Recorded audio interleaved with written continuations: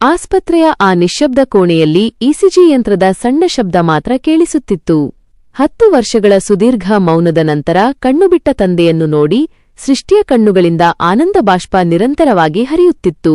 ಆದರೆ ತಂದೆ ಬದುಕಿ ಬಂದ ಖುಷಿಯಲ್ಲಿದ್ದ ಸೃಷ್ಟಿಗೆ ಮುಂದಿನ ಕ್ಷಣದಲ್ಲಿ ಎದುರಾಗಲಿರುವ ಕರಾಳ ಸತ್ಯದ ಸುಳಿವೇ ಇರಲಿಲ್ಲ. ಬೆಡ್ ಮೇಲಿದ್ದ ಸೋಮಶೇಖರ್ ನಡುಗುವ ಕೈಗಳಿಂದ ಸೃಷ್ಟಿಯ ಕೈ ಹಿಡಿದು, ಮಗಳೇ, ಈ ರಿಷಬ್ ಮತ್ತು ಸುನಂದಾದೇವಿ ಕಾಣಿಸುವಷ್ಟು ಒಳ್ಳೆಯವರಲ್ಲ ಎಂದು ಎಚ್ಚರಿಸಿದರು. ನನ್ನ ನೆನಪುಗಳನ್ನು ಅಳಿಸಿಹಾಕಿ ನನ್ನನ್ನು ಈ ದುಸ್ಥಿತಿಗೆ ತಂದಿದ್ದೇ ಆ ಕರಾಳ ಕುಟುಂಬ ಎನ್ನುವ ಕಹಿ ಸತ್ಯವನ್ನು ಬಿಚ್ಚಿಟ್ಟರು. ತಂದೆಯ ಮಾತನ್ನು ಕೇಳಿ ಸೃಷ್ಟಿಯ ಪ್ರಪಂಚವೇ ಒಂದು ಕ್ಷಣ ಸ್ತಬ್ಧವಾಯಿತು. ತನ್ನ ಕಷ್ಟದಲ್ಲಿ ಜೊತೆಯಾಗಿ ನಿಂತ, ತನ್ನ ಕಣ್ಣೀರು ಒರೆಸಿದ ರಿಷಬ್ ನಿಜವಾಗಿಯೂ ದ್ರೋಹಿಯೇ? ತಾನು ಕಾಣುತ್ತಿದ್ದ ಆ ಪ್ರೀತಿಯ ಕನಸು ಬರೀ ಕಾಗದದ ಅರಮನೆಯೇ?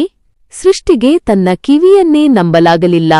ಆದರೆ ಸೋಮಶೇಖರ್ ಅವರ ಎಚ್ಚರಿಕೆ ಅತ್ಯಂತ ಸ್ಪಷ್ಟವಾಗಿತ್ತು. ಅವನು ತೋರಿಸುತ್ತಿರುವುದು ಪ್ರೀತಿಯಲ್ಲ ಮಗಳೇ, ನಮ್ಮ ಕೋಟ್ಯಂತರ ರೂಪಾಯಿಯ ಆಸ್ತಿಯನ್ನು ಸಂಪೂರ್ಣವಾಗಿ ಕಬಳಿಸಲು ಹೆಣೆದಿರುವ ತಂತ್ರ. ನಿನ್ನಿಂದ ಸಹಿ ಮಾಡಿಸಿಕೊಳ್ಳುವವರೆಗೂ ಅವನು ಒಳ್ಳೆಯವನಂತೆ ನಟಿಸುತ್ತಾನೆ ಎಂದು ಬಿಕ್ಕಿ ಬಿಕ್ಕಿ ಅತ್ತರು. ಸೃಷ್ಟಿ ಗೊಂದಲ ಮತ್ತು ಆಕ್ರೋಶದ ಬಿರುಗಾಳಿಯಲ್ಲಿ ಸಿಲುಕಿದ್ದಾಗ ಹಠಾತ್ತಾಗಿ ಆಸ್ಪತ್ರೆಯ ಬಾಗಿಲ ಬಳಿ ಯಾರೋ ಒಬ್ಬರ ನೆರಳು ಸುಳಿದಾಡಿತು. ಬಾಗಿಲಲ್ಲಿ ನಿಂತು ಈ ಎಲ್ಲಾ ಮಾತುಗಳನ್ನು ಕೇಳಿಸಿಕೊಳ್ಳುತ್ತಿದ್ದ ಆ ವ್ಯಕ್ತಿ ಯಾರು? ಸೃಷ್ಟಿ ಗೊಂದಲದಲ್ಲಿ ಮುಳುಗಿದ್ದಾಗಲೇ ಆಸ್ಪತ್ರೆಯ ನರ್ಸ್ ಒಬ್ಬಳು ಬಂದಿಳಿದು ಯಾವುದೇ ವಿಳಾಸವಿಲ್ಲದ ಒಂದು ಅನಾಮಧೇಯ ಪಾರ್ಸೆಲ್ ಅನ್ನು ಅವಳ ಕೈಗಿಟ್ಟು ಹೊರಟು ಹೋದಳು.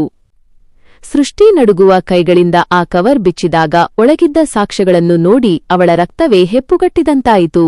ಅದರಲ್ಲಿ ಸುನಂದಾದೇವಿಯ ಕೈಯಿಂದ ರಿಷಬ್ ಲಂಚದ ರೂಪದಲ್ಲಿ ಕಂತೆ ಹಣ ಪಡೆಯುತ್ತಿರುವ ಹಳೆಯ ರಹಸ್ಯ ಫೋಟೋಗಳು ಮತ್ತು ಆಸ್ತಿ ವರ್ಗಾವಣೆಯ ಒಪ್ಪಂದದ ಕಾಗದಪತ್ರಗಳಿದ್ದವು.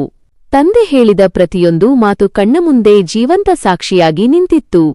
ಸೃಷ್ಟಿಯ ಹೃದಯ ಚೂರಾಯಿತು. ಯಾರನ್ನೂ ತನ್ನ ಏಕೈಕ ಆಸರೆ ಮತ್ತು ಜೀವ ಎಂದು ನಂಬಿದ್ದಳೋ ಅದೇ ವ್ಯಕ್ತಿ ತನ್ನ ಇಡೀ ಜೀವನವನ್ನು ಹಣಕ್ಕಾಗಿ ಆಟದ ವಸ್ತುವಾಗಿ ಮಾಡಿಕೊಂಡಿದ್ದ. ಆ ಫೋಟೋಗಳ ಹಿಂಭಾಗದಲ್ಲಿ ಒಪ್ಪಂದ ಮುಗಿದಿಲ್ಲ, ಇದು ಆರಂಭ ಮಾತ್ರ ಎಂದು ಬರೆಯಲಾಗಿತ್ತು. ಆ ಬೆದರಿಕೆ ಪತ್ರವನ್ನು ನೋಡಿ ಸೃಷ್ಟಿಯ ಕಣ್ಣುಗಳಿಂದ ಕೋಪ ಮತ್ತು ಕಣ್ಣೀರು ಒಂದೇ ಬಾರಿಗೆ ಹೊರಬಂತು. ತನ್ನ ಪ್ರೀತಿ ಬರೀ ಸುಳ್ಳು ಎನ್ನುವ ಸತ್ಯವನ್ನು ಅರಗಿಸಿಕೊಳ್ಳಲು ಅವಳಿಗೆ ಸಾಧ್ಯವಾಗುತ್ತಿರಲಿಲ್ಲ. ಆ ಕ್ಷಣ ಆಸ್ಪತ್ರೆಯ ರೂಂಗೆ ರಿಷಬ್ ಆತಂಕದಿಂದ ಓಡೋಡಿ ಬಂದನು. ಸೃಷ್ಟಿಯ ಕಣ್ಣೀರನ್ನು ಕಂಡ ತಕ್ಷಣ ಅವನು ಅವಳ ಬಳಿಗೆ ಬಂದು, ಸೃಷ್ಟಿ, ಏನಾಯ್ತು? ಅಪ್ಪನಿಗೆ ಆರಾಮಾಗಿದ್ದಾರಾ? ಯಾಕೆ ಹೀಗೆ ಅಳುತ್ತಿದ್ದೀಯಾ ಎಂದು ಅತ್ಯಂತ ಕಾಳಜಿಯಿಂದ ಕೇಳಲು ಮುಂದಾದನು. ಆದರೆ ಅವನ ಧ್ವನಿ ಕೇಳುತ್ತಿದ್ದಂತೆ ಸೃಷ್ಟಿಯಲ್ಲಿದ್ದ ಆಕ್ರೋಶದ ಅಣೆಕಟ್ಟು ಸಂಪೂರ್ಣವಾಗಿ ಒಡೆಯಿತು. ಸೃಷ್ಟಿ ಕೋಪದಿಂದ ನಡುಗುತ್ತಾ ಅವನ ಹತ್ತಿರ ಹೋಗಿ ಅವನ ಕೆನ್ನೆಗೆ ಸಪಾಟಾಗಿ ಬಾರಿಸಿದಳು. ಆ ಏಟಿಗೆ ರಿಷಬ್ ಸಂಪೂರ್ಣವಾಗಿ ಸ್ತಬ್ಧನಾಗಿ ನಿಂತುಬಿಟ್ಟನು.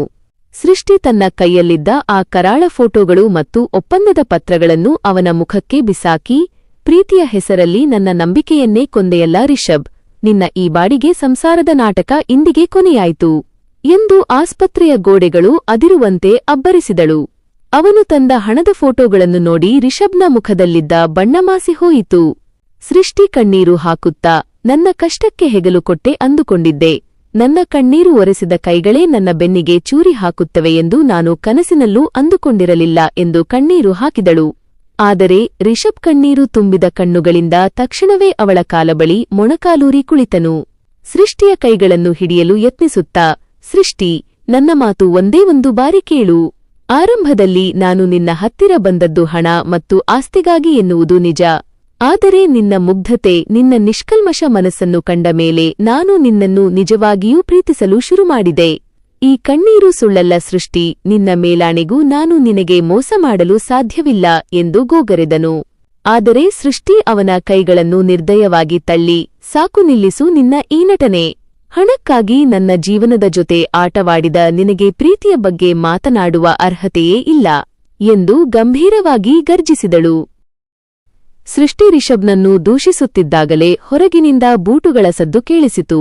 ಅದೇ ಕ್ಷಣ ಪೊಲೀಸರೊಂದಿಗೆ ಆಸ್ಪತ್ರೆಯ ಐಸಿಯು ಕೊಠಡಿಗೆ ಸುನಂದಾದೇವಿ ಅತ್ಯಂತ ಗಂಭೀರ ಮುಖ ಹೊತ್ತು ಬಂದಿಳಿದಳು. ಅವಳ ಕಣ್ಣುಗಳಲ್ಲಿ ಗೆಲುವಿನ ದುಷ್ಟನಗೆ ಇತ್ತು. ಪರಿಸ್ಥಿತಿಯನ್ನು ಕಂಡ ತಕ್ಷಣವೇ ವಿಷಯವನ್ನು ಸಂಪೂರ್ಣವಾಗಿ ಉಲ್ಟಾ ಮಾಡಿ ಸೃಷ್ಟಿ ಮತ್ತು ಸೋಮಶೇಖರ್ ವಿರುದ್ಧವೇ ಹೊಸ ಕಥೆಯನ್ನು ಪೊಲೀಸರ ಮುಂದೆ ಕಟ್ಟಲು ಶುರುಮಾಡಿದಳು. ನೋಡಿದ್ರ ಇನ್ಸ್ಪೆಕ್ಟರ್, ನಾನು ಹೇಳಲಿಲ್ಲವೇ ಎಂದು ಅಬ್ಬರಿಸಿದ ಸುನಂದಾದೇವಿ, ನನ್ನ ಮಗ ರಿಷಬ್ನ ಮುಗ್ಧತೆಯನ್ನು ಬಳಸಿಕೊಂಡು ಅವನನ್ನು ಹೆದರಿಸಿ ಬೆದರಿಸಿ ನಮ್ಮ ಕುಟುಂಬದ ಇಡೀ ಆಸ್ತಿಯನ್ನು ತನ್ನ ಹೆಸರಿಗೆ ಬರೆಸಿಕೊಳ್ಳಲು ಈ ಹುಡುಗಿ ಮತ್ತು ಅವಳ ತಂದೆ ದೊಡ್ಡ ಸಂಚು ಮಾಡಿದ್ದಾರೆ. ಈಗ ನನ್ನ ಮಗನ ಮೇಲೆಯೇ ಹಲ್ಲೆ ಮಾಡುತ್ತಿದ್ದಾಳೆ. ಈ ದ್ರೋಹಿಗಳನ್ನು ತಕ್ಷಣ ಅರೆಸ್ಟ್ ಮಾಡಿ ಎಂದು ಆರ್ಭಟಿಸಿದಳು. ತಾಯಿಯ ಈ ಕರಾಳ ಕುತಂತ್ರವನ್ನು ಕಂಡು ಶಾಕ್ ಆದ ರಿಷಬ್, ಅಮ್ಮ, ಸಾಕು ನಿಲ್ಲಿಸು ನಿನ್ನ ಈ ನಾಟಕ. ಸೃಷ್ಟಿ ಮತ್ತು ಅವಳ ತಂದೆ ಯಾವುದೇ ಮೋಸ ಮಾಡಿಲ್ಲ, ಮೋಸ ಮಾಡುತ್ತಿರುವುದು ನಾವು ಎಂದು ಜೋರಾಗಿ ಕೂಗಿ ತಾಯಿಯನ್ನು ತಡೆಯಲು ಯತ್ನಿಸಿದನು. ಆದರೆ ಸುನಂದಾದೇವಿ ಅವನನ್ನು ಬಲವಂತವಾಗಿ ಪಕ್ಕಕ್ಕೆ ತಳ್ಳಿ, ನನ್ನ ಮಗನಿಗೆ ಈ ಹುಡುಗಿ ಯಾವುದೋ ಮಾಟ ಮಂತ್ರ ಮಾಡಿದ್ದಾಳೆ ಇನ್ಸ್ಪೆಕ್ಟರ್, ಇವಳನ್ನು ಮೊದಲು ಇಲ್ಲಿಂದ ಎಳೆದೊಯ್ಯಿರಿ ಎಂದು ಪೊಲೀಸರಿಗೆ ಆದೇಶಿಸಿದಳು. ಪೊಲೀಸರು ಸೃಷ್ಟಿಯತ್ತ ಹೆಜ್ಜೆ ಹಾಕಿದಾಗ ಆಸ್ಪತ್ರೆಯ ಕೋಣೆಯಲ್ಲಿ ಹೆದರಿಕೆಯ ವಾತಾವರಣ ಆವರಿಸಿತು. ಸುನಂದಾದೇವಿಯ ಈ ಬೃಹತ್ ಆಟದ ಮುಂದೆ ಸೃಷ್ಟಿ ಮತ್ತೆ ಸತ್ಯವನ್ನು ಸಾಬೀತುಪಡಿಸಲಾಗದೆ ದಿಗಿಲುಬಿದ್ದು ನಿಂತುಬಿಟ್ಟಳು.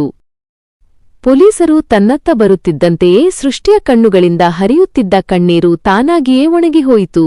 ಅವಳ ಮನಸ್ಸಿನಲ್ಲಿದ್ದ ಗೊಂದಲ ಮತ್ತು ಭಯೊಮ್ಮೆಲೆ ಮಾಯವಾಗಿ ಆ ಜಾಗದಲ್ಲಿ ಅತ್ಯಂತ ಕೆಂಡದಂತಹ ಧೈರ್ಯ ಆವರಿಸಿಕೊಂಡಿತು. ಸೃಷ್ಟಿ ಪೊಲೀಸರತ್ತ ತಿರುಗಿ, ನಿಲ್ಲಿ ಇನ್ಸ್ಪೆಕ್ಟರ್, ಸಾಕು ನಿಲ್ಲಿಸಿ ನಿಮ್ಮ ಈ ನಾಟಕ ಎಂದು ಗರ್ಜಿಸಿದಳು. ಸುನಂದಾದೇವಿಯ ಕಣ್ಣುಗಳಲ್ಲಿ ಕಣ್ಣಿಟ್ಟು, ನಿಮ್ಮ ಈ ದುಡ್ಡು, ಅಧಿಕಾರ ಮತ್ತು ಸುಳ್ಳು ಆರೋಪಗಳಿಗೆ ಹೆದರಿ ಓಡಿಹೋಗಲು ನಾನು ಹಳೆಯ ಸೃಷ್ಟಿಯಲ್ಲ. ನನ್ನ ತಂದೆಗೆ ನೆನಪು ಬಂದಿದೆ ಮತ್ತು ನಿಮ್ಮ ಈ ಕರಾಳ ಸಾಮ್ರಾಜ್ಯದ ಬುನಾದಿ ಅಲ್ಲಾಡಲು ಶುರುವಾಗಿದೆ.